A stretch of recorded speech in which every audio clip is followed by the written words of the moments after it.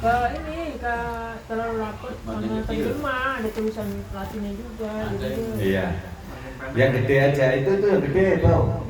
Jangan yang itu kurang kelihatan itu yang gede. Udah. Masih udah mata yang 4 tapi dia udah. Iya, pakai yang gede aja itu pakai. Mana? Itu yang gede paling atas itu kan gede. Iya. Wah, ini buat kalau udah gede ini. Baik, kita lanjutkan lagi ya. Nah, pelajaran dari alim al-muta'alim. Bismillahirrahmanirrahim. Qala al-musannifu rahimahullahu ta'ala wa nafa'ana bihi wa bi ulumihi fid dharain amin. Kemarin masih melanjutkan pelajaran terkait dengan apa ya kemarin?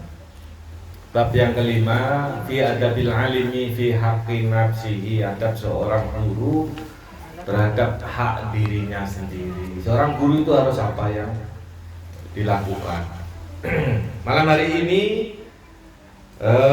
Musannaf menjelaskan, Kiai Haji Hasyim Asy'ari menjelaskan wa in ta'addadatid durusu qaddamal asyrafa fal asyrafa. Dan ketika banyak pelajaran ya. Jadi kalau ngaji habis kayak ngaji Quran begini ada pelajaran banyak ya. Harus mana yang didahulukan, mana yang menjadi prioritas. Nah, kita kan yang menjadi prioritas kan baca Al-Qur'an. Ya udah benar itu. Nah, kalau pelajarannya banyak itu maka qaddamal asyrafa fal asyrafa, mendahulukan yang pelajaran yang paling mulia dan kemudian yang paling mulia. Jangan bacanya udah cakadul, belajarnya tafsir misalkan. Ya boleh, bukan kok nggak boleh. Baca dulu didahulukan, nah, terus tafsir. Wal ahamma fal ahamma, kemudian pelajaran yang penting dan yang paling penting. Nah, yang paling penting, kemudian yang paling penting lagi. Ada skala prioritas. Nah kalau kita ngaji kalau ngaji seperti ini rutinan di majelis yang sudah berdiri begitu ya, ikutin aja apa yang diajarkan. Tetapi kalau kita belajar, kita kan majelis taklim kan banyak ya, masjid sana itu bisa milih mana yang harus didahulukan. Ada ngaji Al-Quran, ada ngaji tafsir, ada ngaji hadis, misalkan kayak safari subuh pagi itu kan hadis begitu. Jangan bacanya belum, udah isinya aja. Ya bukan nggak boleh, tetapi seorang guru itu harus menyampaikan pelajarannya itu dalam skala prioritas. Maka fayuqaddimu tafsir Al-Qur'ani, dan mendahulukan tafsir Al-Qur'an. Katakanlah bacanya udah dipelajari, bolehlah penjelasannya karena kita pinter baca Al-Qur'an nggak mau belajar tafsirnya, lah bagaimana kita paham? Ya, asbabun nuzulnya seperti apa, kemudian saat itu diturunkannya waktu Rasulullah masih di Makkah apa sudah hijrah ke Madinah dan lain sebagainya. Makanya kalau ada waktu ya nggak ada salahnya malam Jumat itu. Kadang-kadang ya bukan ini ya, cuman mengingatkan saja. Tadiannya itu kan usulannya Pak Ketua, iya untuk kita yang ngisi malam Jumat habis Isya ya tafsir Al-Qur'an. Ya saya jalanin, saya yang diminta ya saya jalanin. Nah, itu kalau ada waktu, tapi ya nggak harus memaksakan diri karena saya. Ya. Kalau ada waktu boleh mensyiarkan untuk datang pengajian Kasyia Asyawi ala Tafsir Jalalain malam Jumat pada sholat Isya. Kemudian summal hadisa, kemudian setelah tafsir ya hadis, summa usulat dini, kemudian yang harus disampaikan usuluddin, ilmu asal-asal agama, akidah ya, ilmu akidah. Ini kan termasuk akidah usuluddin, keimanan dulu, ketakwaan dan lain sebagainya. Summa usul al-fiqhi, kemudian mendahulukan usul fikih. Kenapa kok fikih juga urutannya termasuk urutan-urutan awal? Karena bagaimana kita memahami selama ini apakah kaifiyah sholat, ibadah sholat kita sudah benar atau belum, ya kan? Makanya fikih perlu. Puasa kita, kalau kita mau belajar pasti ada kesalahan-kesalahan selama ini. Oh ternyata nggak begitu, oh ternyata nggak begini. Kalau kita belajar fikih nanti tahu kok ada yang modelnya begini, ya tata caranya sholat dan lain sebagainya. Kita nggak kagetan. Summa kutubal mazhabi. Nah, fikihnya aja dulu. Baru kalau fikih udah lumayan paham, bolehlah belajar kitab-kitab mazahib, ya. Kita kan mayoritas Muslim Indonesia itu kan mazhabnya Imam Syafi'i yang diikuti. Jangan belajar yang lain. Ya udah mazhab Syafi'i aja dulu jalan. Nanti kalau sudah lumayan menguasai, bolehlah kita belajar mazhab Hanafi, mazhab Maliki, mazhab Hambali. Saudara-saudara kita yang modelnya cara berpakaiannya cingkrang begitu ya, itu ciri khas kan? Cuma sekedar ciri khas. Biasanya mazhabnya nggak Syafi'i yang diikutin, Hambali biasanya, ya. Boleh. Kita nggak boleh taklid, hanya ikut-ikutan saja. Suman nahwa. Nah, ilmu nahwu ini urutannya udah yang kesekian ya. Baca Qur'annya ini belum lancar, udah belajar nahwu misalkan. Belajar nahwu paling tidak juga harus dibarengi dengan bahasa Arabnya, ilmu sorofnya, ya itu dipelajarin biar nyambung. Nah, ini bukan untuk yang belajar saja, ini adalah apa yang harus dilakukan seorang guru, mana yang harus didahulukan. Makanya tidaklah salah jika saya mengutamakan ngaji, baca Al-Quran dulu, nanti baru yang lain-lain. Nah ini kitab Adabul Alim wal Muta'alim kan setelah ngaji Al-Quran. Wa yahtimud darsa bi kutubi raqaiq. Kemudian ditutup dengan pelajaran kitab-kitab akhlak. Nah ini kan habis ngaji Al-Quran ditutup dengan kitab akhlak. Tujuannya apa? Liyufidal hadirina tadhhirul batini, supaya memberikan faedah manfaat buat jamaah yang hadir dalam mensucikan batinnya. Dulu zaman saya masih sekolah itu kan ada pelajaran akidah akhlak di sekolahan itu. Ada pelajaran umum, ada pelajaran P4 ya dulu kalau zaman dulu. Iya. Iya. Ada begitu. Nah, sekarang nggak ada. Makanya kurang. Anak-anak biar ini bicaranya udah karena nggak ada pelajaran akhlak.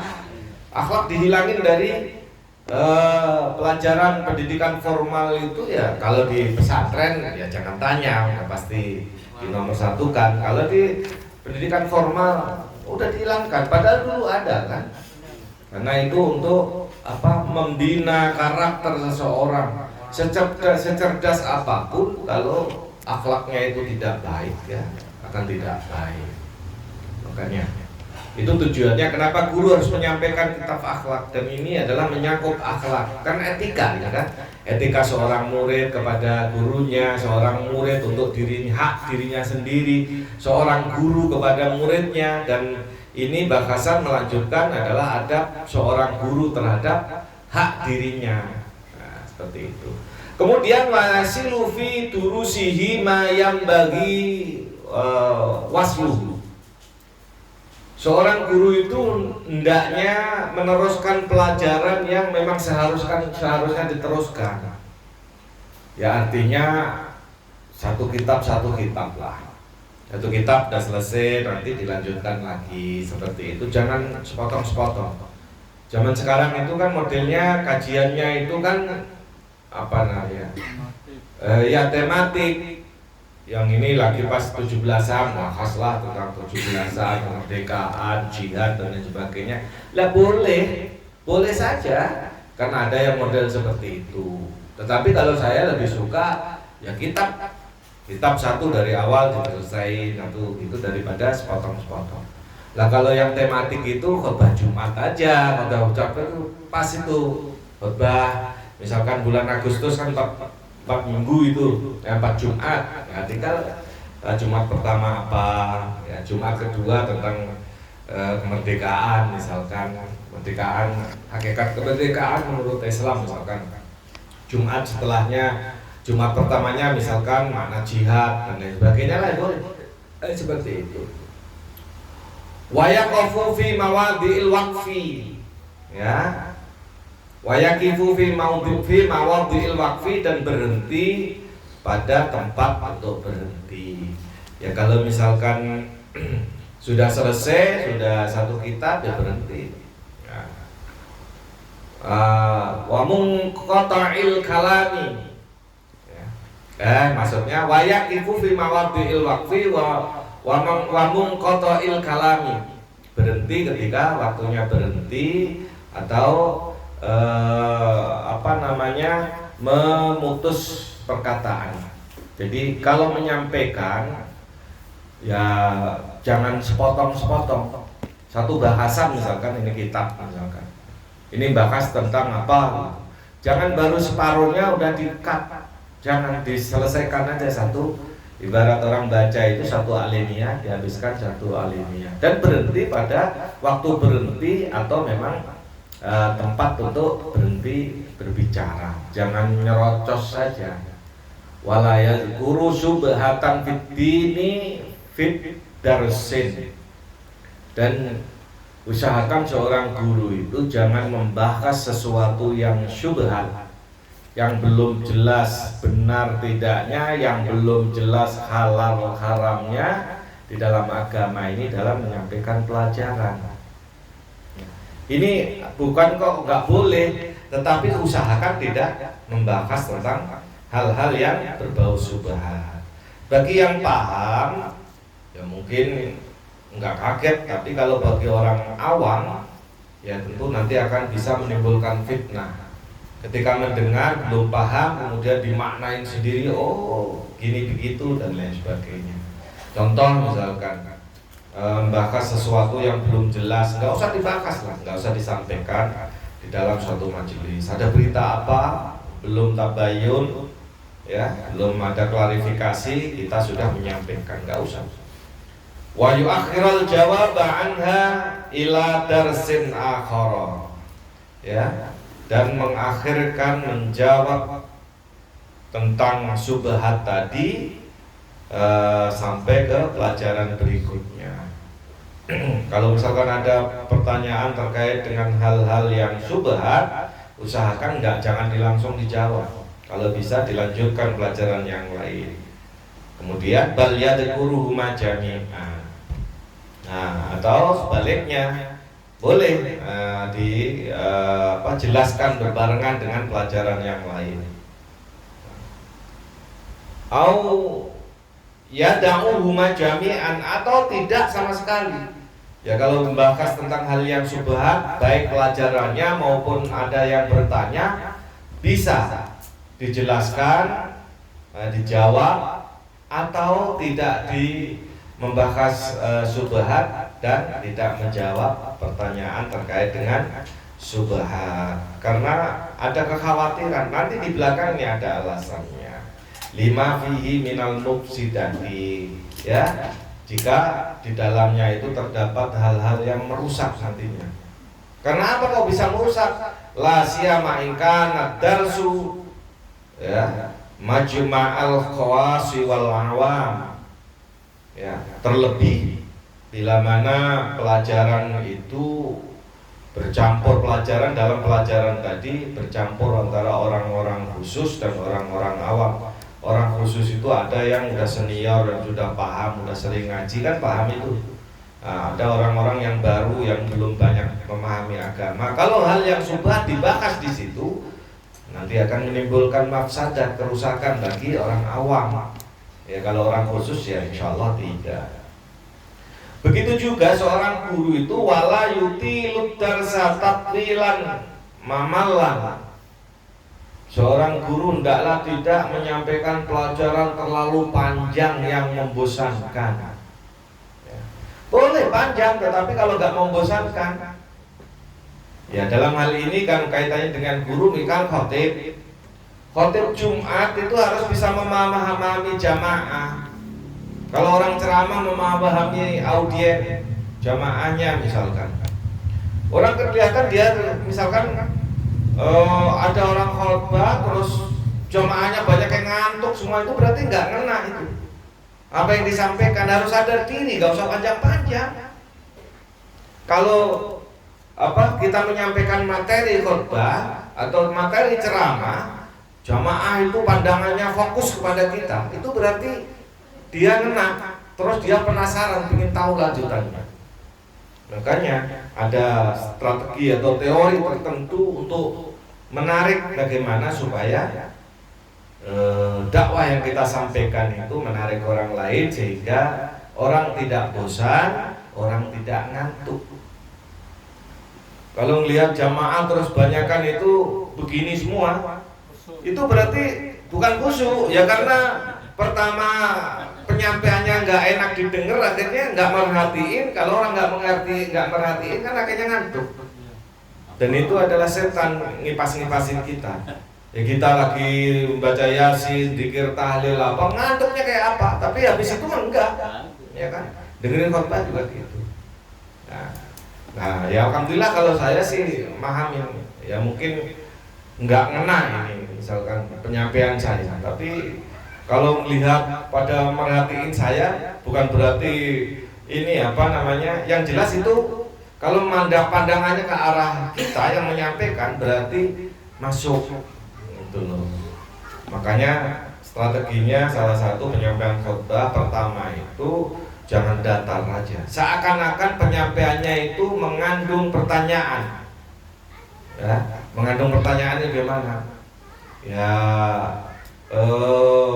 ada kayak lanjutan gitu, jadi ini temanya kayaknya menarik nih, saya ingin dengerin Nah, kalau dari awal udah nggak menarik, udah. Kalau karena yang menjadi patokan adalah awal kita muqaddimah, setelah muqaddimah menyampaikan apa tema, nah itu baru orang akan tertarik. Begitu juga walayak tasiru taksiron mukhallan. Jangan juga menyampaikan materi itu terlalu pendek sehingga orang tidak paham. Tapi wa yura'i fi dzalika maslahatal hadirina fil faidati fit takwil. Tetapi harus memperhatikan tentang hal itu, mau panjang mau pendek itu disesuaikan dengan maslahah. Karena kalau terlalu pendek malah orang nggak paham, ya udah dijelasin sampai selesai, panjang dikit nggak apa-apa. Begitu juga kalau misalkan kalau dipanjangin malah orang itu membosankan, ya udah cut aja. Makanya kayak orang pelatihan musabaqah tilawatil Quran, itu kan tergantung ini, kan ada lampu itu kan waktunya, dan waktu kan nggak harus sama, tetapi ditandain waktu. Wah ini bagi orang yang udah paham, udah siap-siap mau merendahkan nada supaya nanti selesai. Ya sama kayak itu tadi.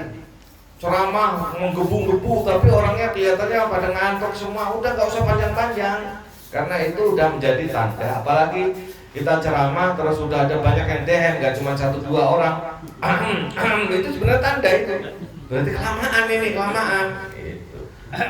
Nggak usah pakai ada ceramah saking lamanya terus jamaah Jumat kan nggak boleh ngomong terus misalkan dikasih ini udah selesai gitu, nggak etis kan. Biasanya kita DM aja, kalau orang paham pasti langsung berhenti. Udah di DM-in ke sana kemari masuk terus saja. Terus kalau pas satu isi saya DM-in. Wala yabkhasu fi maqamin aw yatakallamu ala faidatin illa fi maudhi'i dzalik. Ya. Jangan membahas sesuatu atau bicara sesuatu di mana tempat itu tidak cocok lah ya. Wala yabhasu fi maqamin, jangan membahas di dalam suatu tempat au yatakallamu ala faidatin, atau bicara tentang suatu faedah manfaat, illa fi mawadi'i dzalik, kecuali memang membahas membicarakan sesuatu itu memang sudah tempatnya. Maka saya sering dulu, mungkin Eka juga sering lihat di grup masjid musim pilpres, ntar nge-share itu kan bukan tempatnya untuk bahas ini. Saya nggak mau itu. Masjid itu bahas bagaimana program, saya usul begini itu seharusnya. Grup jamaah itu masih Iya. sekarang. Kalau grup RT wajar lah, itu kan enggak ya. Nama dulu saya sampai usul ini jangan disebut jangan dibikin grup iya DKM masjid. Kalau bahas di luar itu enggak, di luar konteks itu. Di Nurul Ihsan Pondok Gede pun sama. Ketika ada share yang di luar ini, humor yang berbau agak humor dewasa gitu, saya tegur langsung siapapun. Ini kan cuma humor bukan tempatnya. Ini karena grup DKM. Ya. Kalau grup umum sih, grup WA yang umum kan banyak ya. Ya, seperti itu. Saya siapa aja saya tegurin, saya nggak akan takut saya. Biar itu orang berpangkat dan lain sebagainya. Makanya share ilmu silahkan, ilmu mau dari Wahabi, mau dari Persis, mau dari Muhammadiyah, mau dari NU, ilmu itu insya Allah bermanfaat. Lah kalau kita masalah pemilu kita share mulu, udah ditegurin aja nggak pernah ini. Kadang-kadang ya udah. Makanya nanti ini kan DKM-nya baru. Kalau udah musim, Kalau di grup DKM sih sepi, tapi grup jamaah masjid. Ada grup masa? jamaah masjid. Ada. 2000. Masih bahas ini. Masih. Nah, untungnya saya nggak masuk di dalam. Kalau masuk di dalam saya semprotin itu. Emang sengaja berpuasa. Janganlah ya. Kita bikin grup-grup Apalagi Pak Ade. khusus. Saya itu punya grup rombongan kiai Gus, para hafid-hafid Al-Quran. Namanya grup WA Kalbun Salim, bukan Kolbun Salim. Kalbun kan anjing ya. Iya, ini memang buat guyon itu. Namanya Kalbun Salim, bukan Kolbun Salim. Anjing yang selamat. Ya, itu. Udah. Ya itu mau kiai, mau yang hafal Quran, yang apa udah bercanda. Emang tempat bercanda di situ. Ada grup kopi soda, grup komunitas pria penyuka janda. Ada itu grup guyon. Ya kalau saya kan dimasuk-masukin itu, emang ya humor gitu. Tapi kalau grup DKM usahakan. Pokoknya nanti ini Pak DKM saya pesen ini. Kalau besok menjelang pilkada atau pilpres terus grup DKM ini langsung tegur. Saya mah gak saya sebut nama, tapi kan tahu kan siapa yang saya tegurin. Ya kalau ilmu boleh pada tempatnya. Makanya di sini dijelasin kan. Wala yabhasu fi maqamin aw yatakallamu ala faidatin ila fi maudhi'i. Tujuannya sih memberikan edukasi terkait dengan pemilu mungkin, tetapi bukan pada tempatnya. Fala yuqaddimuhu alaihi wala yuakhiruhu anhu illa limaslahatin taktazilaka. Begitu juga jangan mendahulukan atau mengakhirkan terkait dengan bahasan tadi kecuali karena maslahah. Kalau memang saat itu penting menyampaikan suatu bahasan yang bukan pada tempatnya, tetapi itu hal yang sangat penting, boleh. Ya. Jangan pula mengakhirkan. Ya. Tetapi kalau memang terasa tidak penting, tidak usah. Nah, kemudian seorang guru itu wala yarfa'u sautahu raf'an zaidan ala qadril hajati. Seorang guru yang menyampaikan itu suara namanya tinggi itu bukan berarti kenceng pakai sound begini, tidak. Kan kadang-kadang orang ceramah, orang khotbah menggubu-gubu, teriak-teriak, atau ceramah teriak takbir, tapi memprovokasi orang itu enggak. Jangan. wala yarfa'u sautahu raf'an zaidan. Jangan meninggikan suara yang terlalu tinggi ala qadril hajat, ya, kecuali hanya di atas kadar hajat, kebutuhan. Untuk apa sih terlalu? Kan ada kan yang model apa khotbah yang kayak orasi mau ngajak demo, ya jangan, harus bisa bedain mana demo. Kalau demo memang harus menggebu-gebu, kalau khotbah biasa saja. Wala yahfadhu, jangan pula terlalu pelan, memelankan. Khafdon la yaksulu ma'u kamalul faidah. Jadi kalau menyampaikan jangan terlalu lemes banget. Ada juga kan khotibnya udah lemes, ngimaminya lemes banget, pelan banget, aduh nggak semenggah banget, ada yang model gitu. Terus kalau misalkan diingetin, ya karena emang gaya saya seperti ini. Ya gaya itu bisa menyesuaikan sebenarnya. Gaya galak bisa juga lemah lembut. Nah, gaya yang lemah lembut bisa juga galak, menyesuaikan kebutuhan saja harusnya. Ala qadril hajah. Kalau terlalu pelan malah layak suruh mau kamalul faidah. Manfaat atau faedah yang disampaikan itu nggak hasil karena nggak bisa didengar. Wal aula, yang paling utama bagaimana seorang guru itu alla yujawiza sautuhu majlisahu wala yaksura an sima'il hadirin. Ya. Jadi yang utama adalah tidak melebihkan suaranya di majelisnya dan tidak juga mengurangi suaranya terlalu pelan sehingga hadirin jamaah yang hadir itu nggak dengar. Ya kalaupun dengar tetapi suaranya pelan banget, padahal penyampaian apa yang disampaikan itu harusnya tegas. Ya kalau perintah dan larangan misalkan menyampaikan hal itu kan harus tegas, jangan lembek. Ya kalau lembek ya nanti nggak begitu diikutin. Faqad rawiyal Khatib al-Baghdadi. Khatib al-Baghdadi pernah meriwayatkan sebuah hadis dari Nabi sallallahu alaihi wasallam. Nabi bersabda, "Innallaha ta'ala yuhibbus sautal khafid." Sungguhnya Allah Subhanahu wa ta'ala itu mencintai suara yang pelan, al-khafiyah, ya.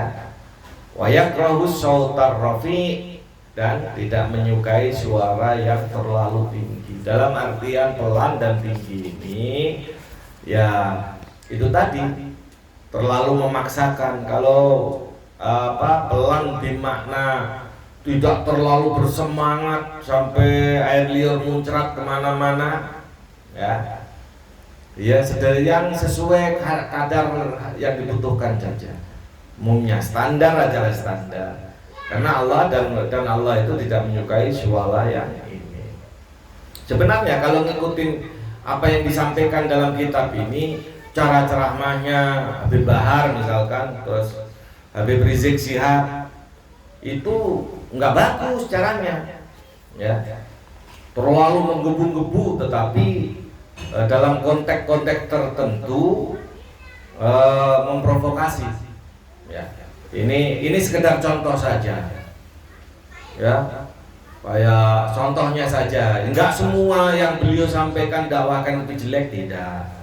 Kayak musim-musim zaman ada organisasi PWILS, ada apa FPI udah diiniin, terus siapkan senjata yang dimiliki dan lain sebagainya, itu kan nggak boleh. Dalam dakwah itu kan provokasi namanya. Harus meredam, bisa meredam, diusahakan. Nah, kalau misalkan suatu kebenaran tidak harus dengan cara untuk berperang. Dan kalau yang terjadi peperangan kan yang diadu siapa?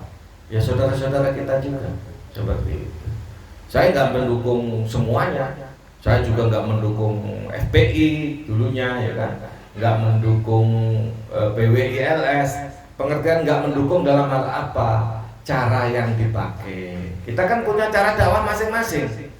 Saya waktu musim ada bom Bali segala macam, diajak teman-teman berapa banyak bermobil-mobil kemari yang jamaah tabligh itu. Saya mau diangkat jadi ya guru lah untuk ngajarin. Saya bilang nggak mau. Saya punya cara dakwah yang berbeda. ya kan? Nah, ya buat mereka nggak salah karena itu memang caranya seperti itu. Satu sisi zaman dulu kalau kayak teman-teman FPI dulu ya, FPI kan kalau mau menghancurkan kemaksiatan didatengin, dihancurin. Zaman tahun-tahun 2000-an kan masih ada tenda biru ya kan, kita ingat kan, datengin FPI habis. Nah, tapi ada juga cara yang tidak harus dengan begitu.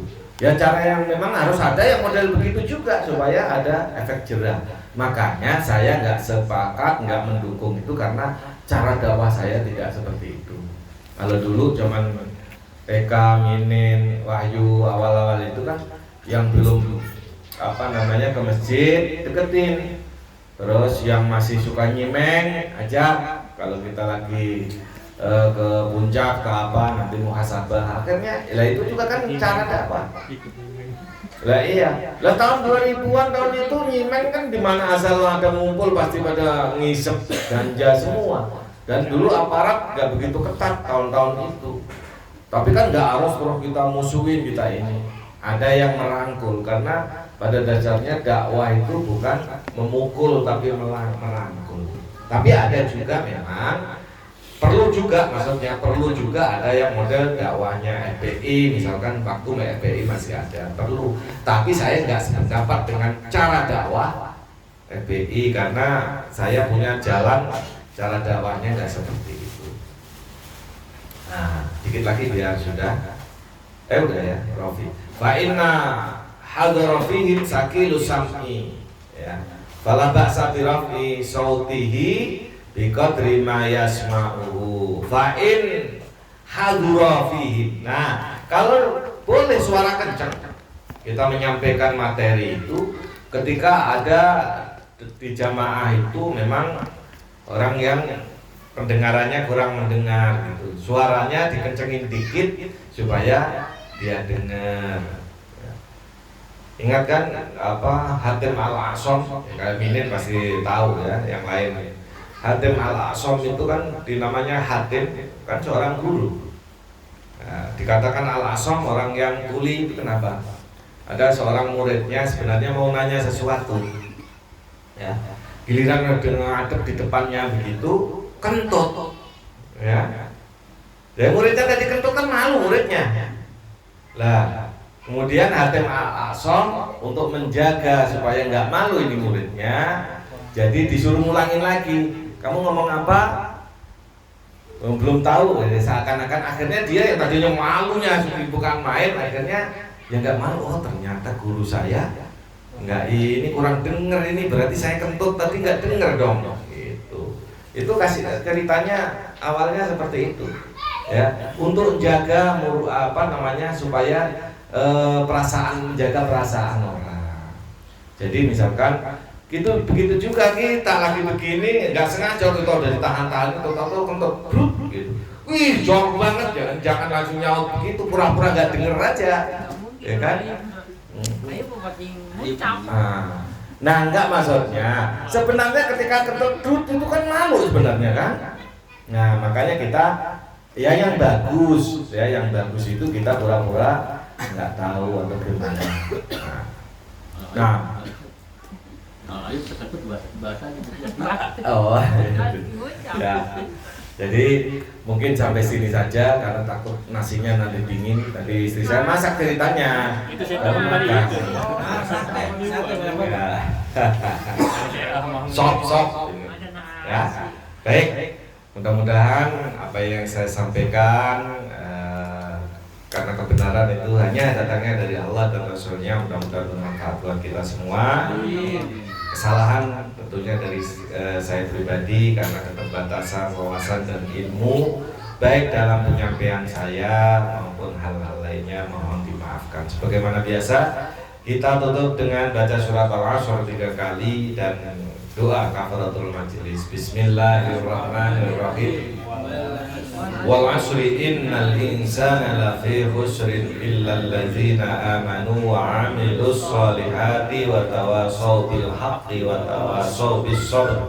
Bismillahirrahmanirrahim. wal 'asri innal insana lafi khusrin illa alladzina amanu wa 'amilus shalihati wa tawasaw bil haqqi wa tawasaw bis sabr. Bismillahirrahmanirrahim. Wal 'asri innal insana lafi khusrin illa alladzina amanu wa 'amilus shalihati wa tawasaw bil haqqi wa tawasaw bis sabr. Subhanaka Allahumma wa bihamdika asyhadu an la ilaha illa anta astaghfiruka wa atubu ilaik. Terima kasih dan mohon maaf. Akhiri hadana Allah wa iyyakum ajma'in. Wallahul muwaffiq ila aqwamit thoriq wal 'afwu minkum. Wassalamualaikum warahmatullahi wabarakatuh. Waalaikumsalam warahmatullahi